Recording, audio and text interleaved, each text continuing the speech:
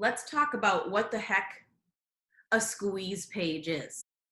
What is a squeeze page? A squeeze page is a link to your website.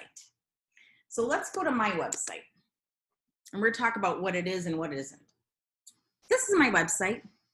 This link right here is a link I could share somewhere, and it could possibly drive people to my website if somebody wants to click on it. It could drive somebody to my website, possibly. They'd have to register on my website for me to get a lead. How would they register? Well, they could register if they were going to click on searching properties here. That's one way that a lead would register on your website so that you know they were visiting you, is they click on free market report here. Now, notice here it says Sylvia. That means I'm logged in.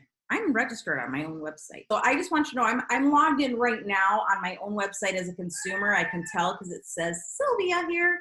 And I can totally unsubscribe myself from search alerts or from listing alerts. I can totally unsubscribe.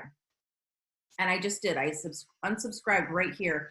And I've also can log out completely. And I'm going to go ahead and do that so you can kind of get the full experience of somebody just logging into your website or just registering. So now I'm going to go here to free market report as my first example of how to get somebody to register on your website.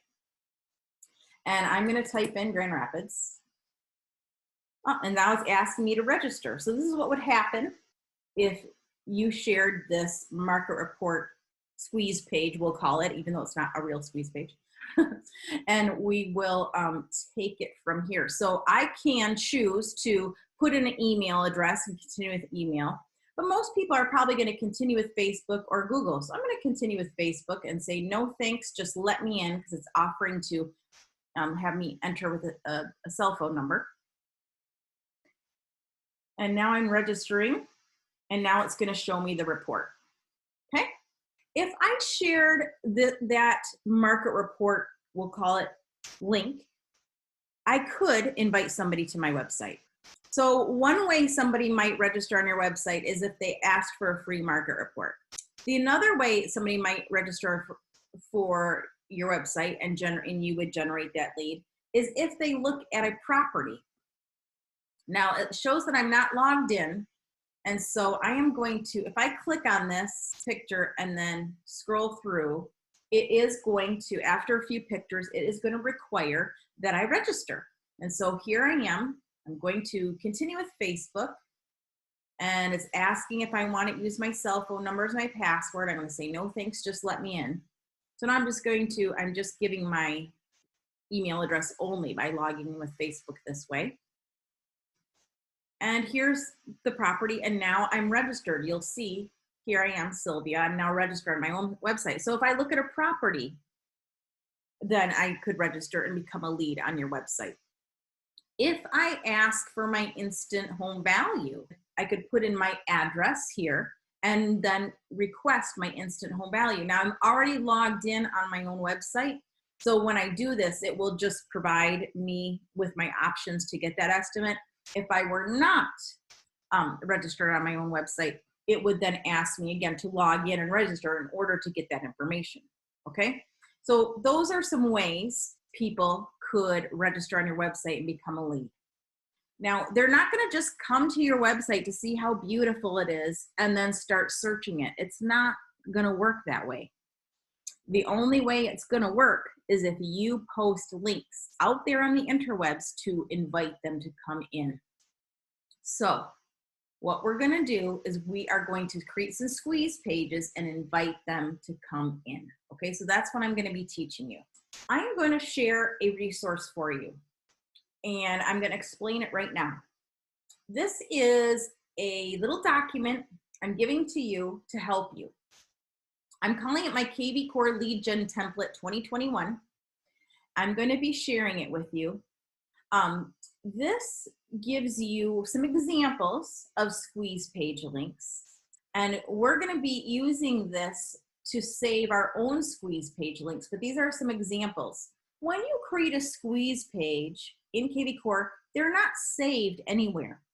So you will want to save them somewhere yourself to reference back to them if you ever want to reference them. I also have on this page, besides a reference for you to add your own squeeze pages so that you can reference them, I've got a link here to a kvCore and digital marketing scheduler. So this is sort of like a little calendar idea, giving you ideas for what to post and when to post it and where to post things. So just a little help for you. Do what you want with that, but just to show you what it looks like. It's like not a real calendar, but it's like as if there was a calendar, the first week, second week, third week, fourth week, things that you might post and where you could post them to help you start building that social media presence and driving people to your website. That's the first tab of this little sheet I'm giving you. The second little tab is lead gen training. And even though this particular training was created a year and a half or so ago, it's, you know, fully viewable on my YouTube channel. But it's still applicable. It's still a really good training and still very applicable. Talk about different types of squeeze pages you might create and some lead generation tactics. So these are resources for you. More lead generating training here for you. I also have this other tab, social media training, creating a Facebook business page. Again, these are slightly older and technology is always updating, but it will still be applicable. It'll still make sense and it still will be helpful. Creating a Google My Business page, Instagram tools for real estate, and also LinkedIn. More social media related, lead gen training related videos.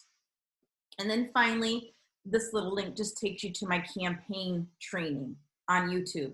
So this is free, you can use it, you can share it, and it will get you going. And we'll use it tonight as I'm kind of going through how to create squeeze pages. When you open up this link, please notice what it says at the top. To edit this template, you're going to want to click on File and then make a copy and then save it to your own Google Drive.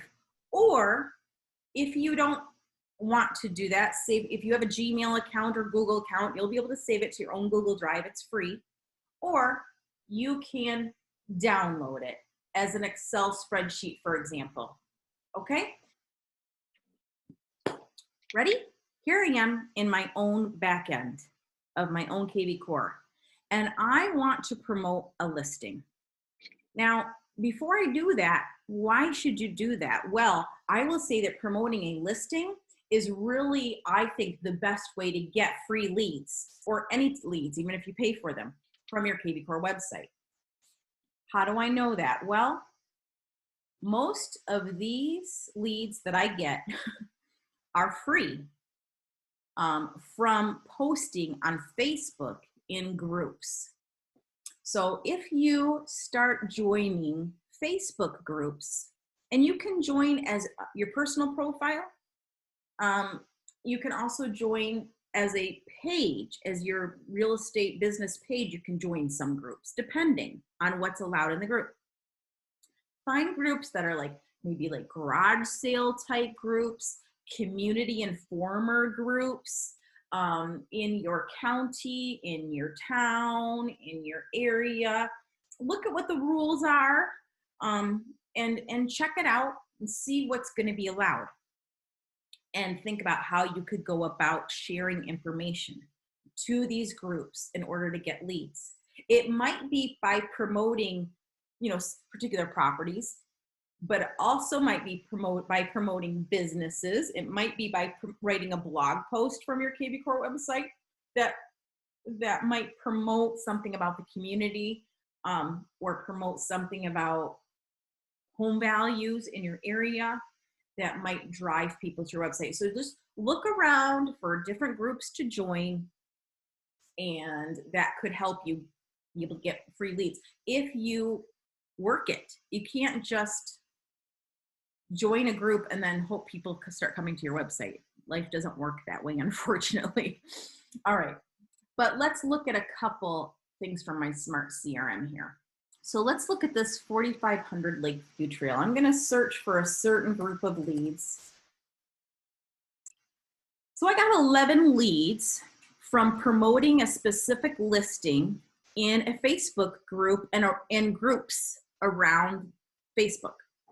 This was the listing, 4,500 Lakeview Trail in Traverse City, Michigan. And so this guy, he looked at it. I only have his email address. And when he looked at the property, what happened? Well, he was assigned to my lender, who I have listed as a primary lender in my system. And he was given these hashtags. Why were these hashtags given?